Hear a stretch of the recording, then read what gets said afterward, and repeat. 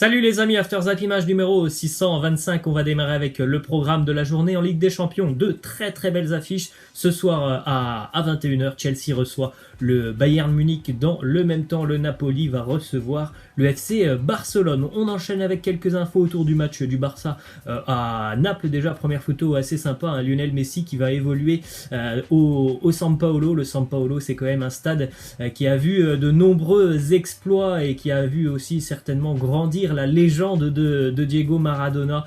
Donc match assez incroyable pour Messi qui va jouer au San Paolo, là où on va dire Diego Maradona a forgé sa légende. Les supporters napolitains ont d'ailleurs été ravis de voir Lionel Messi hier. Vous pouvez retrouver la vidéo sur les réseaux sociaux.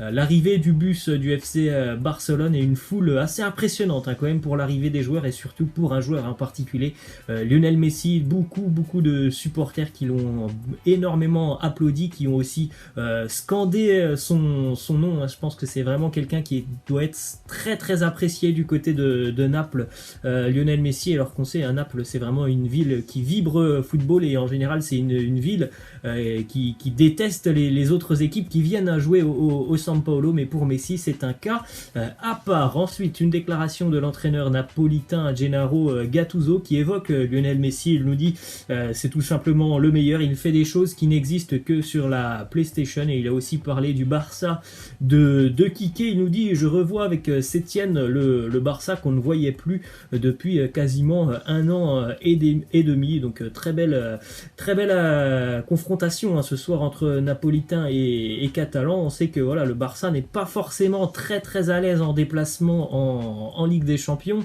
et on sait aussi que le Napoli à domicile est capable de faire de très grandes choses.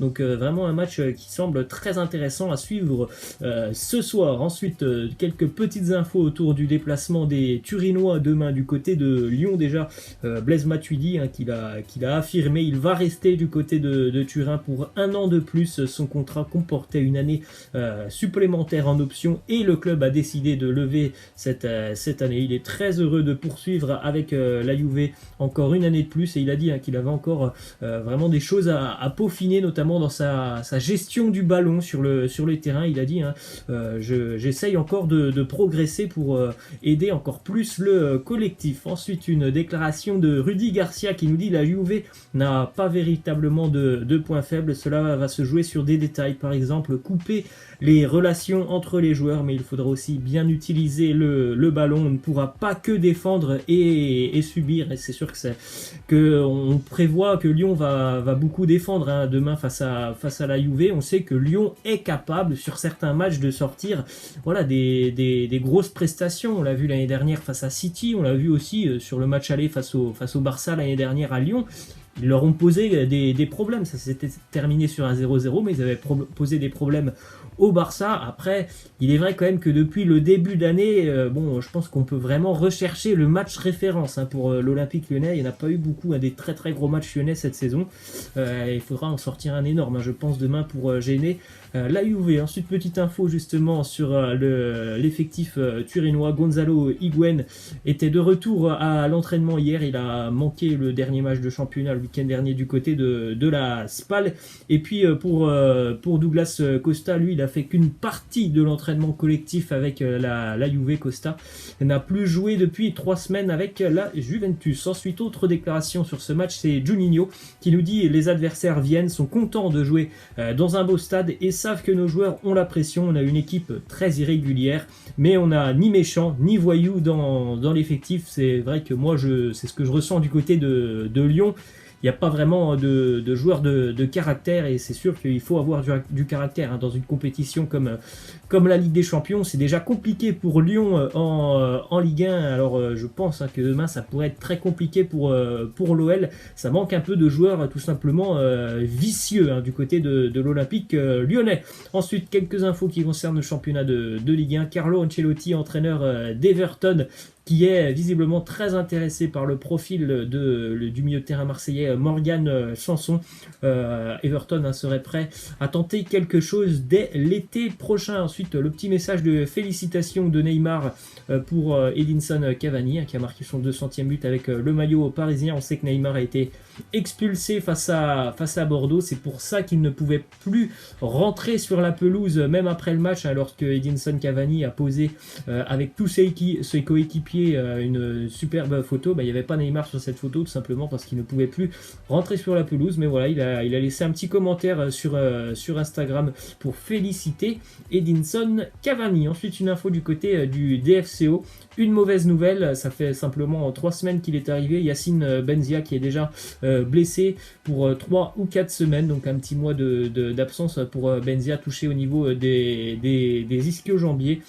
Gros coup dur quand même, puisque ça fait un mois, même pas un mois qu'il est là, mais il avait déjà pas mal apporté sur le terrain pour Dijon. Et en plus de ça, Dijon a aussi perdu Mounir Chouillard le week-end dernier. Là aussi une entorse assez importante pour Chouillard, donc certainement aussi une absence quand même de 3-4 semaines aussi. Donc voilà, deux gros coups durs pour Dijon dans le secteur offensif. Ensuite, une autre info qui concerne Eduardo Camavinga, on en a parlé hier. Le Real Madrid est intéressé par Camavinga.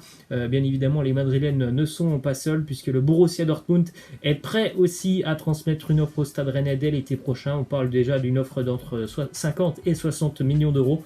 On sait qu'il y a toujours de très bonnes relations entre le Stade Rennais et le Borussia Dortmund, depuis le départ d'Ousmane Dembélé. On sait que ce sont deux équipes qui discutent régulièrement, donc pourquoi pas. Le Borussia se voit déjà utiliser Camavinga au milieu de terrain avec Axel Witsel. On poursuit avec cette info qui concerne Eden Hazard, le Real Madrid et aussi la sélection belge, puisque maintenant on parle d'une blessure assez sérieuse pour Eden Hazard. On n'est pas prêt normalement de le revoir sur les terrains cette saison. Il y a 2 options pour Eden Hazard. Soit il se fait opérer et c'est quasiment une fin de saison pour lui, et même de très grandes chances qu'il ne soit pas présent lors de l'Euro. Soit on essaye de soigner autrement cette blessure sans passer par une opération, et on pourrait peut-être le revoir en toute fin de saison. En tout cas, il est évident qu'on n'est pas prêt de le revoir sur les terrains, que c'est très très inquiétant, parce qu'on parle tout simplement d'une fin de saison pour lui, et presque même d'une absence pour le prochain Euro. Ensuite, quelques statistiques pour Nicolas Pepe, qui est de mieux en mieux du côté d'Arsenal. 30 matchs, 6 buts et 8 passes D depuis l'arrivée de Mikel Arteta. Je trouve qu'il y a beaucoup de choses intéressantes pour Pepe, qui accumule de plus en plus de temps de jeu, qui accumule aussi des matchs en tant que titulaire, donc c'est plutôt pas mal.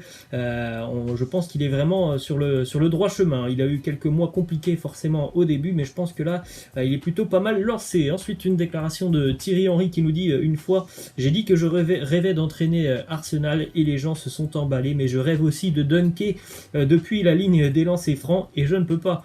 Si un jour j'avais la possibilité d'entraîner Arsenal, bien sûr que j'aimerais. Bon, je pense qu'on en est encore très très loin d'une arrivée de Thierry Henry du côté des Gunners. En plus, surtout, je pense que Mikel Arteta devrait s'inscrire dans la durée avec les Londoniens. On poursuit avec une info en Bundesliga qui concerne le Bayer Leverkusen.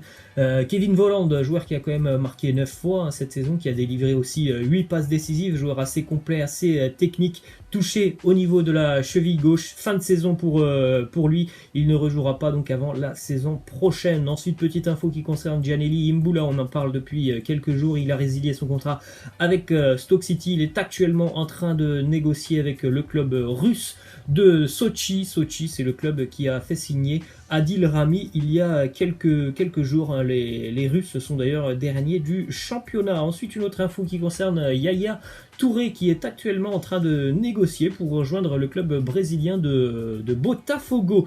Ensuite, une info en Angleterre qui concerne le football chez les jeunes, puisque les têtes seront désormais interdites à l'entraînement chez les enfants âgés de moins de 12 ans en Angleterre. C'est une initiative qui prend suite après plusieurs études qui ont prouvé que faire des têtes lorsque tu es très jeune jeunes, donc jusqu'à tes 11-12 ans, eh bien ça pouvait tout simplement causer des dommages au niveau du cerveau. Ensuite, petite anecdote sur l'arrivée de Peter Crouch du côté de Liverpool. Il loge à l'hôtel et il tombe un petit peu sous le charme de la réceptionniste. Il a dit aux coéquipiers, à l'équipe du côté des Reds, il a dit: elle est belle, je pense à elle toute la journée. Jamie Carragher a alors appelé d'autres joueurs et a dit: vas-y, répète-le Peter, ce que tu nous as dit. Crouch a dit: je l'ai déjà dit.